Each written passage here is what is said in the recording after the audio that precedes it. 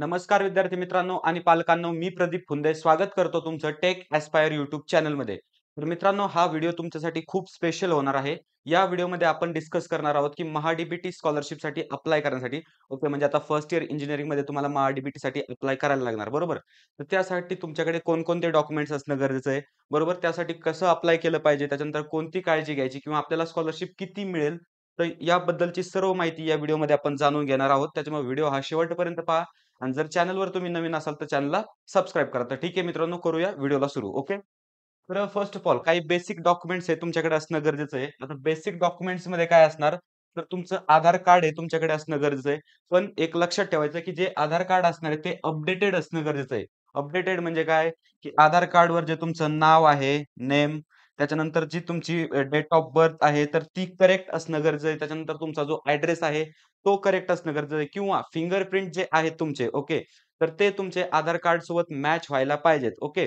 जर विद्यार्थी मित्रांनो तुमचं आधार कार्ड जर अपडेटेड असेल तर ठीक आहे, काही प्रॉब्लेम नाही.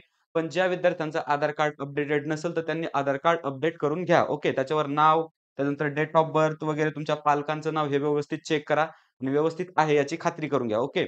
त्याच्यानंतर नेक्स्ट काय आहे, बँक पासबुक म्हणजे आपलं एक बँकमध्ये अकाउंट असणं गरजेचं आहे. आता कोणत्या बँकमध्ये अकाउंट पाहिजे? तर नॅशनलाइज बँक. नॅशनलाइज बँक म्हणजे काय? समजा सेंट्रल बँक ऑफ इंडिया असेल, state bank bank of India असेल, महाराष्ट्र बँक किंवा बँक ऑफ इंडिया. तर यासारख्या बँकांमध्ये ज्या मोठमोठ्या बँका आहेत, तर त्या बँकांमध्ये तुमचं अकाउंट असणं गरजेचं आहे. ओके. तर यासाठी एवढाच क्रायटेरिया आहे, की नॅशनलाइज बँकमध्ये तुमचं अकाउंट असणं गरजेचं आहे. त्याच्यानंतर तुमच्याकडे एक पर्टिक्युलर मोबाईल नंबर पाहिजे. ओके. आता या मोबाईल नंबरवर ओ-टी-पी असेल, फॉर्म फिल करताना ओ-टी-पी येतो. त्याच्यानंतर जे महा-डी-बी-टी बद्दल जे समजा एखादी क्वेरी आली तुमच्या फॉर्ममध्ये, तर ती तुम्हाला त्या मोबाईल नंबरद्वारे कळते. ओके. किंवा समजा तुमच्या ॲप्लिकेशन फॉर्मचं जे स्टेटस आहे, तर ते तुम्हाला त्याच्याद्वारे कळतं. त्याच्यामुळे एक डेडिकेटेड मोबाईल नंबर तुमच्याकडे असणं गरजेचं आहे. ओके. आणि महत्त्वाची गोष्ट म्हणजे जो तुमचा मोबाईल नंबर आहे, तो तुमच्या आधारला लिंक पाहिजे. ओके. म्हणजे तुमच्या आधारला जर कोणता नंबर लिंक नसेल अद्यापपर्यंत, तर आधारला तुम्ही नंबर लिंक करून घ्या. ओके. सेतू केंद्रामध्ये जर गेले, तर त्यांना जर तुम्ही सांगितलं आधारला नंबर लिंक करायचा आहे, तुम्हाला एक फॉर्म देणार आणि त्यानुसार तुमचा मोबाईल नंबर हा तुमच्या आधार कार्डला लिंक होईल. त्याच्यामुळं ही गोष्ट तुम्ही खूप लक्षात ठेवा, की आधारला मोबाईल नंबर लिंक पाहिजे. कारण फॉर्म भरत असताना, फॉर्म सबमिट करत असताना आपल्याला ओ-टी-पीची गरज असते आणि तो ओ-टी-पी अशा मोबाईल नंबरवर जातो, की जो आपल्या आधार कार्डच्या नंबरसोबत लिंक आहे. ओके. आणि त्याच्यानंतर एक तुमच्याकडे ईमेल आयडी असणं गरजेचं आहे. ईमेल आयडी मॅन्डेटरी नाही, पण तिथं विचारलं जातं, की ईमेल आयडीसाठी. त्याच्यामुळे ईमेल आयडी तुमच्याकडे गरजेचं असणं गरजेचं आहे. बरोबर? त्याच्यानंतर आपण नेक्स्ट काही डॉक्युमेंट्स पाहूया. तर फर्स्ट ऑफ ऑल तुमचं जर 10th मार्कशीट आहे, तर ते तुमच्याकडे असणं गरजेचं आहे आणि ओरिजिनल डॉक्युमेंट्स पाहिजे ते सगळे. ओके. त्याच्यानंतर 11th मार्कशीट तुमच्याकडे असणं गरजेचं आहे. ओके. त्याच्यानंतर 12th म्हणजे एच-एस-सीचं मार्कशीट तुमच्याकडे असणं गरजेचं आहे. हे 3 डॉक्युमेंट तुम्हाला पास्ट क्वालिफिकेशनमध्ये तिथं फिल करायला लागणार. ओके. त्याच्यानंतरनं 12th स्कूल लिव्हिंग सर्टिफिकेट म्हणजे स्कूल लिव्हिंग सर्टिफिकेट म्हणजे काय? तर शाळा सोडल्याचा दाखला. ज्यावेळेस तुम्ही समजा ॲडमिशन इंजिनिअरिंग कॉलेजमध्ये घेतलं असेल, तर त्यावेळेस तुमची जी 12th शाळा होती. ओके. 12th जे कॉलेज होतं, तर त्या ठिकाणाहून तुम्हाला एक दाखला मिळाला असेल, तर तो दाखला इथं इम्पोर्टंट आहे. आणि त्याच्यानंतर जर तुम्ही गॅप घेतला असेल, एज्युकेशनल गॅप जर घेतला असेल, तर गॅप सर्टिफिकेट तुमच्याकडे असेल, तर ते सर्टिफिकेट तुम्हाला इथं लागणार आहे. म्हणजे काय?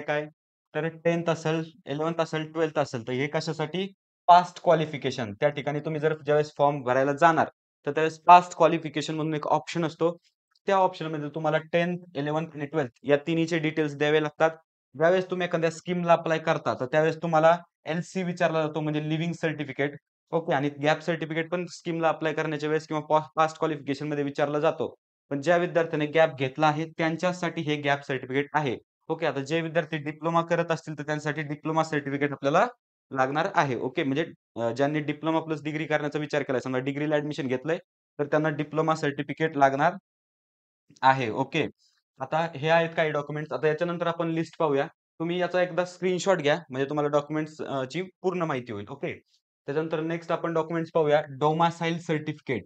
डोमासाइल सर्टिफिकेट म्हणजे काय असतं, की रहिवासी दाखला थोडक्यात आपण त्याला म्हणतो, की तुम्ही महाराष्ट्र या स्टेटमध्ये राहता याचा तो प्रूफ असतो. डोमासाइल सर्टिफिकेट तुमच्याकडे असणं गरजेचं आहे. त्याचबरोबर नॅशनॅलिटी सर्टिफिकेट. नॅशनॅलिटी सर्टिफिकेट म्हणजे काय? तर तुमची नॅशनॅलिटी ही इंडियन आहे, तर त्याचं जे सर्टिफिकेट असतं, तर त्याला म्हणायचं नॅशनॅलिटी सर्टिफिकेट. आता काही विद्यार्थ्यांचे हे दोन्ही सर्टिफिकेट वेगवेगळे असणार. ओके, डिफरंट असणार.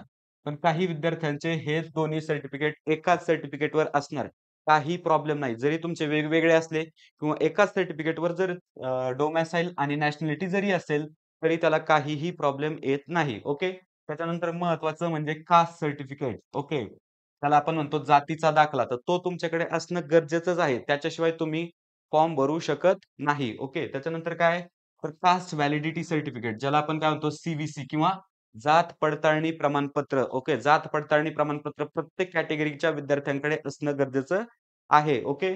त्याच्यानंतर काय non creamy layer certificate. Okay. Non creamy layer certificate हे सुद्धा एक कास्टचं सर्टिफिकेट म्हणजे त्या टाइपचं. जर हे 3 सर्टिफिकेट जर तुमच्याकडे असतील, तर तुम्ही प्रूव्ह करू शकता, की तुम्ही त्या पर्टिक्युलर कॅटेगरीमधील आहात. तर हे 3 सर्टिफिकेट तुमच्याकडे असणं खूप गरजेचं आहे. याच्यापैकी एक जरी सर्टिफिकेट तुमच्याकडे नसेल, तर तुम्हाला फॉर्म भरता येणार नाही. ओके.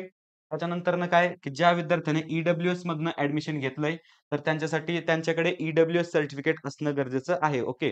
तर एकूणासाठी ज्या विद्यार्थ्याने ई-डब्ल्यू-एस इकॉनॉमिकली वीकर सेक्शन या प्रवर्गातून ॲडमिशन घेतलंय, तर त्यांच्यासाठी ई-डब्ल्यू-एस सर्टिफिकेट असणं गरजेचं आहे. ओके. आणि त्याच्यानंतर महत्त्वाचं म्हणजे हँडिकॅप सर्टिफिकेट सर्टिफिकेट. आता याच्याविषयी तुम्हाला माहिती मिळणार नाही. तर हँडिकॅप सर्टिफिकेट काय असतं, की पी-डब्ल्यू-डी समजा एखादा अपंग विद्यार्थी असेल, तर त्याच्याकडे हे हँडिकॅप सर्टिफिकेट असतं. अपंगाला स्पेशल स्कॉलरशिप गव्हर्नमेंट प्रोव्हाईड करतं. ओके. त्याच्यामुळे जर तुम्ही हँडिकॅप असाल, तर तुमच्याकडे हँडिकॅप सर्टिफिकेट असणं गरजेचं आहे. आणि तुम्हाला महा-डी-बी-टीचा फॉर्म फिल करताना तिथं विचारलं जाईल, आर यू पी-डब्ल्यू-डी? तिथं तुम्ही जर असाल तर येस सिलेक्ट करा आणि जर नसाल तर नो सिलेक्ट करा. जर येस सिलेक्ट केलं तर तुम्हाला हे सर्टिफिकेट अपलोड करावं लागेल. आता हे सर्टिफिकेट कुठं मिळतं? प्रत्येक जिल्हा रुग्णालय म्हणजे आपलं सिव्हिल हॉस्पिटल जिथं असतं, तर तिथं तुम्हाला हे सर्टिफिकेट मिळतं. ओके. त्याच्यानंतर नेक्स्ट काय तर इन्कम सर्टिफिकेट. इन्कम सर्टिफिकेट म्हणजे काय? तर उत्पन्नाचा दाखला. तो किती 1 वर्षासाठीचा जो तुमचा उत्पन्नाचा दाखला असतो, तर तो तुम्हाला इथं लागणार आहे महा-डी-बी-टी स्कॉलरशिप फिल करत असताना. ओके. त्याच्यानंतरनं काय तर ॲडमिशन कन्फर्मेशन लेटर. बरेचसे विद्यार्थी याला कन्फ्यूज होतात. कारण ज्यावेळेस आपण महा-डी-बी-टीचा फॉर्म भरतो, तर त्या ठिकाणी तुम्हाला कॅप आयडी विचारलेलं असतं. ओके. कॅप आयडी आणि तिथं एक्झाम्पल दिलेलं असतं, की ज्यावर तुमचा ई-एन म्हणजे जो आपला ई-एन जो नंबर असेल, ई-एन 25 समजा ही जी सीरीज असेल, तर तो नंबर ज्या सर्टिफिकेटवर दिसतो, तो सर्टिफिकेट तिथं तुम्हाला रिक्वायर्ड असतं. पण तुम्हाला एक प्रॉब्लेम सांगतो किंवा माझा पर्सनल अनुभव सांगतो. आता ई-एन हे जे हा जो नंबर आहे, तो बऱ्याचशा सर्टिफिकेटवर दिसतो. म्हणजे आपलं अलॉटमेंट लेटर असेल, त्याच्यावर ई-एन नंबर दिसतो किंवा समजा आपलं एक्नॉलेजमेंट लेटर असेल, तर त्याच्यावरही ई-एन नंबर दिसतो. पण नक्की तिथं अपलोड कोणतं करायचंय? ओके, तर त्यासाठी तुम्हाला सांगतो, ॲडमिशन कन्फर्म झाल्याच्या नंतर ओके, तुम्ही कॉलेजमध्ये ॲडमिशन घेतलं होतं. त्याच्यानंतर कॉलेजवाल्यांनी तुम्हाला एक सी फॉर्मॅटमध्ये एक लेटर दिलं असेल, एक डॉक्युमेंट दिलं असेल. त्याच्यावर कॉलेजचा स्टॅम्प असतो आणि तुमचीही साइन असते. तर त्या डॉक्युमेंटला म्हणायचं ॲडमिशन कन्फर्मेशन लेटर. बऱ्याचशा ठिकाणी हे ग्रीन कलरचं एक कलरफुल लेटर असतं. ओके. आता तुमच्या कॉलेजवाल्यांनी जर ब्लॅक एंड व्हाईट दिलं असेल, तुमच्याकडे ब्लॅक एंड व्हाईट असेल. पण बऱ्याचशा ठिकाणी हे ग्रीन कलरचं असतं. त्याला ग्रीन कार्ड सुद्धा म्हणतात. ओके. तर ते ॲज इट इज तुम्हाला इथं अपलोड करायचं आहे. या ठिकाणी तुम्हाला बाकीचं अलॉटमेंट लेटर असेल, बाकी कोणतंही लेटर अपलोड करायचं नाही. तो फॉर्म अप्रूव्ह होणार नाही. तर तुम्हाला ॲडमिशन कन्फर्मेशन लेटर म्हणजे एक्नॉलेजमेंट कम रिसिप्ट वगैरे त्याच्यावर लिहिलेलं असतं.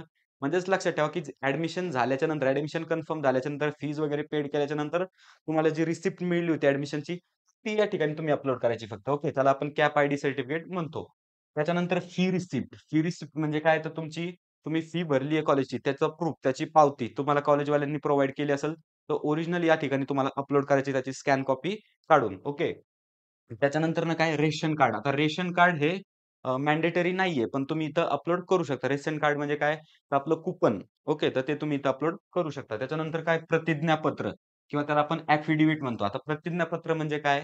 तर एक डिक्लेरेशन असतं, की जे पालकांनी लिहून द्यायचं असतं.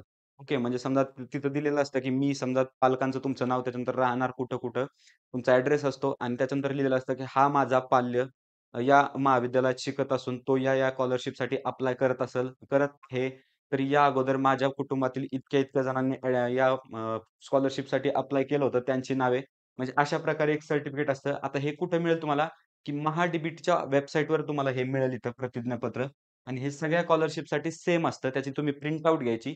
त्याच्यावर जी इन्फॉर्मेशन आहे ती तुम्ही फिल करायची. त्यानंतर त्याच्यावर पालकांची सही असते. ओके आणि तिचा फोटो काढून तुम्ही ॲफिडेव्हिट या सेक्शनवर तुम्ही इथं अपलोड करू शकता. ओके, म्हणजे तुम्हाला स्कीमला अप्लाय करणार. आता आपण एक डेडिकेटेड व्हिडिओ बनवणार आहे, की कशा पद्धतीने महा-डी-बी-टी फॉर्म भरायचा आहे. तर त्यावेळेस आपण तुम्हाला सांगूच. पण आता सध्या फक्त तुम्हाला लक्षात ठेवायचं आहे, की प्रतिज्ञापत्र आणि हे मराठी फॉर्मॅटमध्ये असतं. ओके. तर हे तुम्हाला लागणार आहे आणि त्याच्यानंतर मोस्ट इम्पोर्टंट म्हणजे काय, की तुमचं आधार जे आहे, तर ते तुमच्या बँक खात्याला लिंक पाहिजे म्हणजे पाहिजेच. म्हणजे बऱ्याचशा जणांचं काय असतं, की आधार कार्ड हे बँक खात्याला लिंक नसतं. ठीक आहे, तुमच्या आधार कार्डला मोबाईल नंबर पण लिंक पाहिजे आणि तुमच्या आधार कार्डला तुमचं बँक अकाउंट पण लिंक पाहिजे.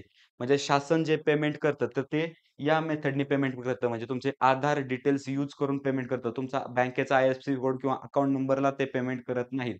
मग जे पेमेंट येतं, ते डायरेक्टली आधार सीडिंग या प्रोसेसद्वारे तुम्हाला पेमेंट पास होतं. त्याच्यामुळे आधार हे तुमच्या बँकला लिंक असणं गरजेचं आहे. तुम्ही डायरेक्टली आधारच्या वेबसाईटवर जाऊ शकता. तिथं बँक लिंक स्टेटस म्हणून एक ऑप्शन असतो. त्या ठिकाणी जर तुम्ही तुमचे डिटेल्स एंटर केले, आधार त्याच्यानंतर ओ-टी-पी एंटर केला, तर त्या ठिकाणी तुम्हाला समजेल की तुमच्या आधार कार्डला कोणकोणत्या बँक लिंक आहेत. आणि जर तिथं तुमच्या कोणत्याही बँक जर लिंक नसेल तुमच्या आधार कार्डला, लगेच तुमच्या बँकेत जा आणि तुमचं आधार हे तुमच्या बँकला लिंक करा. त्याच्याशिवाय तुमची स्कॉलरशिप येणं शक्यच नाही. ओके. त्याच्यामुळे हा खूप इम्पोर्टंट पॉइंट आहे, तो तुम्हाला लक्षात ठेवायचा आहे. ओके. आता आपण पुन्हा एकदा डॉक्युमेंट्स पाहू, की नक्की आपल्याला कोणकोणते डॉक्युमेंट्स लागतायत. तर लक्ष द्या. आधार कार्ड लागतंय, त्याच्यानंतर बँक पासबुक म्हणजे तुमचं अकाउंट असणं गरजेचं आहे. मोबाईल नंबर असणं गरजेचं आहे. त्याच्यानंतर ईमेल आयडी तुमच्याकडे असणं गरजेचं आहे. ओके. त्याच्यानंतर जर पाहिलं आपण 10वी, 11वी, 12वी तुमचं मार्कशीट लागतंय. त्यानंतर 12वीचं स्कूल लिव्हिंग सर्टिफिकेट म्हणजे तुमचा शाळा सोडल्याचा दाखला इथं लागतोय. त्यानंतर जर तुम्ही गॅप घेतला असेल, तर गॅप सर्टिफिकेट इथं लागतंय. त्यानंतर डोमिसाईल सर्टिफिकेट असेल, नॅशनॅलिटी असेल तुम्हाला लागतंय आणि जर हे एकाच पेजवर जरी असेल, तरी तुमचं चालतंय. काही हरकत नाही त्याला. Caste certificate, caste validity, non criminal हे 3 डॉक्युमेंट्स तुम्हाला लागतात आणि खूप इम्पोर्टंट आहेत. त्यानंतर जर तुम्ही ई-डब्ल्यू-एस कॅन्डिडेट असाल, तर ई-डब्ल्यू-एस सर्टिफिकेट तुम्हाला लागतंय आणि जर तुम्ही हँडिकॅप्स कॅन्डिडेट जर असाल, ओके, तर तुम्हाला हँडिकॅप सर्टिफिकेट लागतं. ओके. आता नेक्स्ट आपण पाहूया. इन्कम सर्टिफिकेट तुम्हाला लागतंय. त्याच्यानंतर ॲडमिशन रिसिप्ट म्हणजे ॲडमिशन कन्फर्मेशन लेटर तुम्हाला म्हणजेच ग्रीन कार्ड हे तुम्हाला लागतंय. त्यानंतर कॉलेजवाल्यांनी जी तुम्ही फी पे केली त्याची रिसिप्ट दिली असेल, तर ती रिसिप्ट तुम्हाला लागते. त्यानंतर रेशन कार्ड लागतं. रेशन कार्ड मॅन्डेटरी नाही, पण सोबत असू द्या किंवा तिथं अपलोड करा आणि त्याच्यानंतर काय प्रतिज्ञापत्र. प्रतिज्ञापत्र काय करायचं, की महा-डी-बी-टीच्या वेबसाईटला जायचं. त्या ठिकाणाहून प्रतिज्ञापत्र डाउनलोड करायचं. त्या प्रतिज्ञापत्राची प्रिंट काढायची. त्याच्यानंतर त्याच्यावर तुमची इन्फॉर्मेशन लिहायची आणि नंतर तिचा फोटो काढून तुम्हाला म्हणजे स्कॅन करून तुम्हाला ते अपलोड करायचं ओके आणि महत्त्वाची गोष्ट म्हणजे चेक करायचं, की तुमचं आधार कार्ड जे आहे, तर ते तुमच्या बँक अकाउंट सोबत लिंक आहे का? जर असेल तरच पेमेंट येईल. जर नसेल तर फॉर्म अप्रूव्ह होणार नाही किंवा पेमेंट येणार नाही. ओके. तर हे झाले मित्रांनो डॉक्युमेंट तुम्हाला नक्की कोणकोणते लागतात किंवा कोणकोणते नाही. आता तुमच्या कॅटेगरीनुसार, तुमच्या प्रवर्गानुसार तुम्ही ठरवा, की तुम्हाला कोणते डॉक्युमेंट्स लागतात. ओके. आता त्याच्यानंतर बरेचसे कॉमन डाउट्स असतात मुलांच्या, पालकांच्या मनामध्ये महा-डी-बी-टी विषयी किंवा स्कॉलरशिप विषयी. तर ते आपण जाणून घेऊया. आता पहिला डाउट असा आहे, की फॉर्म कसा भरायचा आणि कुठे भरायचा? तर लक्षात घ्या महा-डी-बी-टी-सी म्हणजे आपले सरकारी वेबसाईट आहे www.mahadbt.gov.in तर तुम्ही डायरेक्ट Googleला सर्च जरी केलं फक्त महा-डी-बी-टी स्टुडंट लॉगिन म्हणून, तर तुमच्यापुढे एक वेबसाईट ओपन होईल. फर्स्ट टाईम जर तुम्ही फॉर्म भरत असाल, तर त्या ठिकाणी तुम्हाला युजर आयडी आणि पासवर्ड क्रिएट करायला लागेल. तुमचा प्रोफाईल बनवायला लागेल आणि त्याच्यानंतर तुम्ही जी जी स्कीम तुमच्या कॉलेजेसनी सांगितली आहे, म्हणजे मी फॉर एक्झाम्पल देतो, जर तुम्ही समजा ओ-बी-सी कॅन्डिडेट असाल, तर तुमच्यासाठी कॉलेजवाले सांगतील post matric scholarship for OBC student. जर एन-टी असाल, तर post matric scholarship for VJNT student. अशा पद्धतीने स्कीमचे नावं असतात. तर तुमच्यासाठी जी स्कीम आहे, तुमच्या कॅटेगरीसाठी ती तुम्हाला चूज करायची आणि त्या ठिकाणी तुम्हाला अप्लाय करायचं. म्हणजे तुम्हाला समजलं असेल, की फॉर्म कशा पद्धतीने भरायचा आहे. आता याच्यावर आपण स्पेशल एक डेडिकेटेड व्हिडिओ बनवणार आहोत, ज्यावर मी तुम्हाला एका डेमो स्टुडंटचा फॉर्म भरून दाखवेल महा-डी-बी-टी सारखा. त्याच्यानंतर तो व्हिडिओ पाहून तुम्ही फॉर्म भरू शकता. त्याच्यानंतरनं नेक्स्ट आहे, की किती स्कॉलरशिप मिळते? ओके. आता आपण कन्सिडर करूया, की समजा तुमची कॉलेजची जर टोटल फी असेल ₹1,00,000 ₹1,00,000 जर स्कॉलरशिपची टोटल फी असेल ओपनसाठीची, पण तुमची कॅटेगरी होती समजा एन-टी, तर त्याच्यामुळे तुम्हाला फीज पडली ₹15,000 ओके. तर जे उर्वरित जी रक्कम आहे ₹85,000 तर ती तुम्हाला येणार नाही. ती डायरेक्ट कुणाला जमा होईल? कॉलेजला जमा होणार. समजलं? म्हणजे या पद्धतीने महा-डी-बी-टीच्या स्कॉलरशिपचा बेनिफिट असतो. ही जी रक्कम आहे, उर्वरित रक्कम आता तुम्ही सध्या 15,000 भरलेत, पण टोटल ओपनसाठी फी होती ₹1,00,000 तर उरलेले जे 85,000 आहेत 85,000 तर ते कॉलेजला जाणार आणि त्यासोबत महत्त्वाची एक गोष्ट म्हणजे स्टुडंटसाठीही त्याच्यामधून काही पैसे येतात स्टुडंटच्या बँक अकाउंटमध्ये. आता समजा आता हे प्रत्येक कॉलेजच्या फी स्ट्रक्चरवर डिपेंड असतं, की स्टुडंटला किती फंड डिस्ट्रिब्यूट करायचा. त्याच्यानंतर कॉलेजची ट्युशन फी किती आहे, त्याला कन्सेशन वगैरे किती आहे. तर हे प्रत्येक कॉलेजवर डिपेंड असतं. आता समजा ते फॉर एक्झाम्पल आपण इथे घेतलं, की ₹1,00,000 ओपनची फी आहे. तुम्ही ॲडमिशनच्या वेळेस 15,000 जर भरली असेल, तर जी वरची 85,000 ची फीज असेल, तर ती डायरेक्ट तुमची कॉलेजच्या अकाउंटला जमा होणार. तुम्हाला त्याच्यामध्ये काहीच हस्तक्षेप करता येणार नाही. पण काही स्टुडंटसाठी ही असते म्हणजे समजा माझं जर कन्सिडर केलं तर मला समजा एका वर्षामध्ये 1300 असे ₹2600 यायचे. ओके. 1300 प्लस 1300 असे ₹2600 यायचे 4 वर्षासाठी. हा झाला पी-आय-सी-टी कॉलेजचा फी स्ट्रक्चर हे झालं आपण. पण त्याच्यानंतर तुमच्या कॉलेजच्या फी स्ट्रक्चरनुसार तुम्हाला पैसे जास्त किंवा कमीही येऊ शकतात. म्हणजे कन्सिडर करून चालायचं की एक थोडेसे 1000 ते ₹2000 तुमच्या अकाउंटला येतात. आणि त्यानंतर उर्वरित जेवढी फीज आहे तर ती कॉलेजच्या अकाउंटला जाते. ओके. त्याच्यानंतरनं काय आहे, फॉर्म कुठे जमा करायचा? ओके. आता महा-डी-बी-टीचा फॉर्म तुम्ही भरल्यानंतरनं त्या फॉर्मची प्रिंट काढायची. तो फॉर्म सबमिट केल्यानंतर तुमच्यापुढे एक पी-डी-एफ डाउनलोड होईल. त्या पी-डी-एफची प्रिंट काढायची. नंतरनं जे डॉक्युमेंट्स तुम्ही अपलोड केले होते, तर त्यांचं एक-एक झेरॉक्स त्याच्यावर सेल्फ अटेस्टेड तुमची साइन करायची. शेवटचे जे प्रतिज्ञापत्र आहे ते अटॅच करायचं. आणि तो फॉर्म तुमच्या समजा स्टुडंट सेक्टरला म्हणजे तिथं स्टुडंट काउंटरला नेऊन जमा करायचा. म्हणजे कॉलेजमध्ये नेऊन जमा करायचा. म्हणजे क्लर्क वगैरेकडे आता पी-आय-सी-टीमध्ये स्टुडंट काउंटर होतं. त्या ठिकाणी जमा करायला लागायचा तो फॉर्म. नंतर त्या ठिकाणी जे समजा शिक्षक वगैरे जे असतील समजा क्लर्क तर तो फॉर्म ते चेक करतात. जेणेकरून तो फॉर्म काय करतात पुढे अप्रूव्हलसाठी पाठवतात. आता फॉर्म कुठे व कसा चेक होतो? तर लक्षात घ्या, फॉर्म हा माझ्या माहितीनुसार 2 वेळेस चेक होतो कॉलेजमध्ये. एक क्लर्ककडनं आणि एक प्रिन्सिपलकडनं म्हणजे असं त्या ठिकाणी लिहून येतं. ज्यावेळेस आपण स्टेटस चेक करू महा-डी-बी-टी फॉर्मचं, तर फॉर्म हा 2 वेळेस चेक होतो.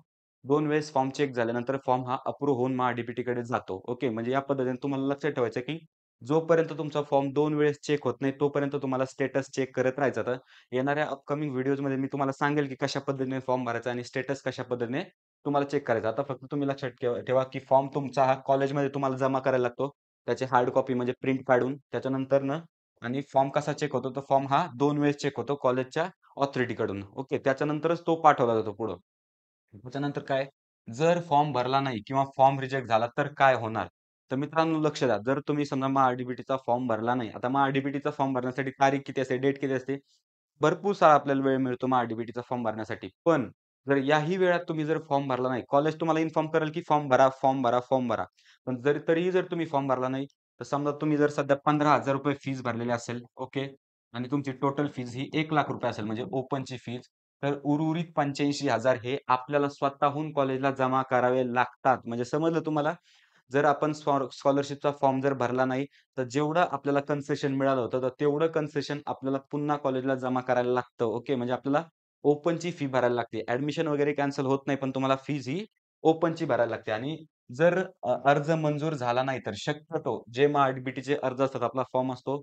जर तुमच्या डॉक्युमेंट्समध्ये काहीच प्रॉब्लेम जर नसेल, तुमचा व्यवस्थितरित्या तो अर्ज होतो. ठीक आहे. काही वेळेस तो माघारी पण येतो. म्हणजे कसा आता काय, आता नेक्स्ट आता क्वेशन काय आहे, की एकाच वेळेस फॉर्म भरावा लागतो, की प्रत्येक वर्षी? हा एक खूप इम्पोर्टंट क्वेशन आहे. बऱ्याचशांना मिसकन्सेप्शन होतं.